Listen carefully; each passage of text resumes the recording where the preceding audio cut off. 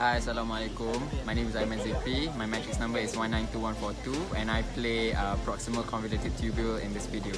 So the function for proximal convoluted tubule is fairly simple, and that is to regulate the pH of the blood as well as the solute, the filtrate. So inside the tubule. So sorry, I don't know if you can hear me. So basically there is an active reabsorption of certain minerals. Among them are glucose, amino acids, potassium ion, sodium ion, chloride ion, small plasma protein, and some urea and uric acid. I hope you enjoy the video. Thank you. Hello, I'm Hui and my matrix number is 192088. So in this video, I play two roles. First is the thin descending loop of Henle. So in this loop of Henle segment, the cells that lie on this thin descending loop of Henle is flat cells. So only water is permeable and they are able to diffuse into this loop of Henle and be reabsorbed. So only water is permeable. Other substances are not allowed to reabsorb. And the next role I play in this video is the urine. So there are a few important and prominent substances that made up our urine. First, hydrogen ions. Second is the urea, and third is the water. So if urine appears red or dark, that means hematuria, or there is presence of proteinuria that indicates the pathological condition that occurs in our body. Good day everyone, my name is Muhammad Mazlan and my matrix number is 192138 and my role is thin ascending limb, which is my function is for reabsorption of sodium ion, potassium ion and chloride ion. Hi, my name is Natasha. So my role is thick ascending loop of Henle. So we need to know that thick ascending loop of Henle is impermeable to water. So there is no water reabsorbed. So what is reabsorbed back to the lumen from the tubular cell are sodium, potassium and chloride through active transport of sodium, potassium and 2-chloride symport, which is NKCC2.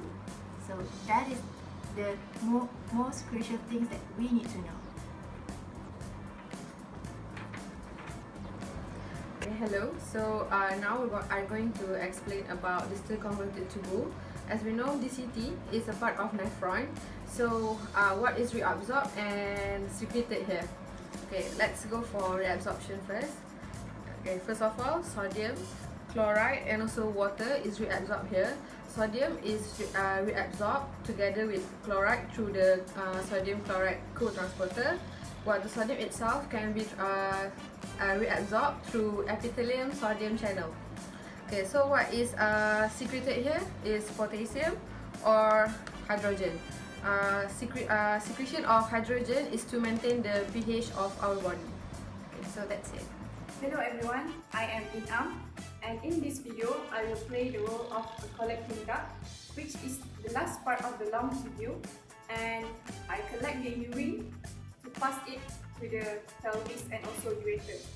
So there are two main things that happen in the collecting tubule, which are reabsorption and also excretion, which are regulated by two hormones, aldosterone and also vasopressin.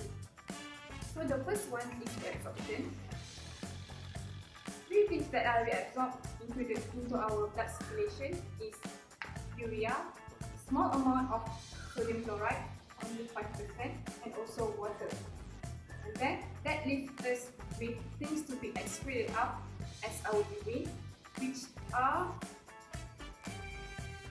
water, sodium chloride, potassium, bicarbonate and also urea. Everyone, my name is Shiva Prakash and I was your amino acid in our SGT video just now. So basically what happens to amino acid is that it gets reabsorbed in the proximal convoluted tubule. After that, amino acid doesn't take part in tubular reabsorption anymore. So I hope you guys enjoyed our video. Thank you. It's Nasra, and guess what I'm going to be today? Yes, I'm going to be a chloride. So After the filtration of the glomeruli, iron chloride will be passively reabsorbed in the proximal convoluted tubule, and then I will be reabsorbed actively in the ascending loop of Henle by the NKCC2. So, next I will be reabsorbed with my boyfriend, which is Mr. Sodium, together at the distal convoluted tubule. Hi, my name is Atya. In the early part of the video, I played the role of bicarbonate. So in the tubular epithelial cells, carbon dioxide is converted into hydrogen ion and bicarbonate ion by the enzyme carbonate anhydrase.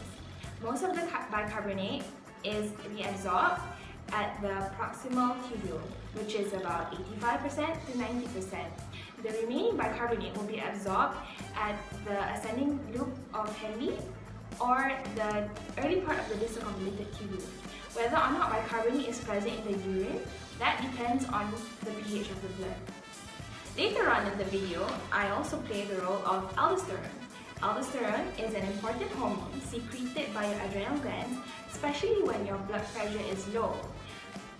Aldosterone is used to actively reabsorb sodium and water at the distal convoluted tubule. Hello, I'm Nadia. In this video, I'll play the role as glucose.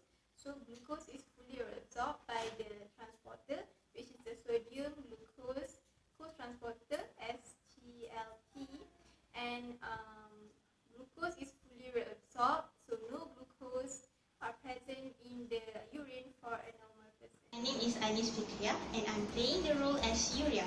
Okay, urea is being reabsorbed in two pieces, which is the proximal convoluted tubule and the collecting duct. However, in proximal convoluted tubule, it is only less amount of urea is being reabsorbed because the membrane of proximal convoluted tubule is less permeable to urea. But in collecting duct, most of the urea is being reabsorbed because it is highly permeable to urea. In addition, because of ADH function in collecting duct, it will increase the permeability of the membrane to urea because it channels the transporter to the epithelial lining, which increase the permeability of collecting duct through the urea. And also, last but not least, urea is the main solute to control the medullary hypertonicity in the collecting duct. That's all. Warahmatullahi wabarakatuh. My name is Muhammad Alif Falan bin Mishdal, number metric 192276. So I am potassium. I am very important in regulating water balance and the acid-base balance in the blood and tissues. So I was involved in reabsorption in proximal convoluted tubule and thick ascending limb. And I also compete with hydrogen to be secreted at distal convoluted tubule. So my name is Armin and my metric number is 192118. So in the video that we have made, I play the role as H+ ion. So as we know, the function of H+ ion during the process is influencing the pH value of the blood and the filtrate. And hi guys, my name is Muhammad Ashari bin Mukhtar. I was involved in this video that we made as H2O. And in this video, I was involved in tubular reabsorption by proximal convoluted tubule, and I was also involved in this reabsorption in loop of Henle, where the descending link of this loop of Henle is very permeable to water, and I was reabsorbed by osmosis. And I was also involved in reabsorption by distal convoluted tubule. And lastly, I was involved in reabsorption by collecting duct, where I was reabsorbed into the bloodstream. That's all from me. Thank you. Hi, my name is Lim. My metric number is 192135. So today I'm going to represent sodium for our group video. So in the kidney, sodium will be filtered through the glomerulus into the Bowman capsule. So it will be filtered through and then it will reach to the proximal convoluted tubular. So at the proximal convoluted tubular, it will be reabsorbed through the sodium-hydrogen exchange. And then when it reaches to the loop of Henle, at the descending limb, there will be no absorption of sodium. And then at the thin ascending limb, the sodium will be reabsorbed through passive diffusion. Again, at the thick ascending limb, it will be reabsorbed through secondary active transport by NKCC transporter. Lastly, when it comes to the distal convoluted tubular, it will be reabsorbed through sodium chloride co-transporter. Yeah.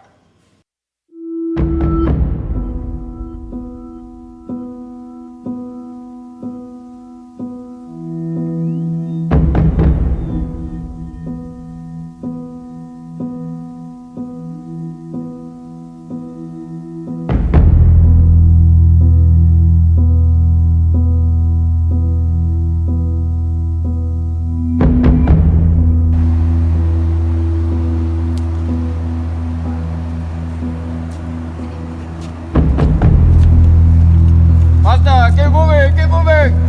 Come on. Stop. You're not allowed here.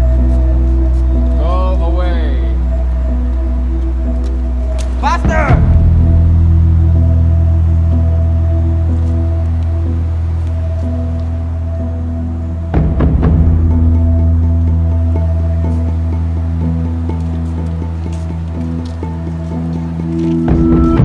Hey, you are not allowed. Go, go, go.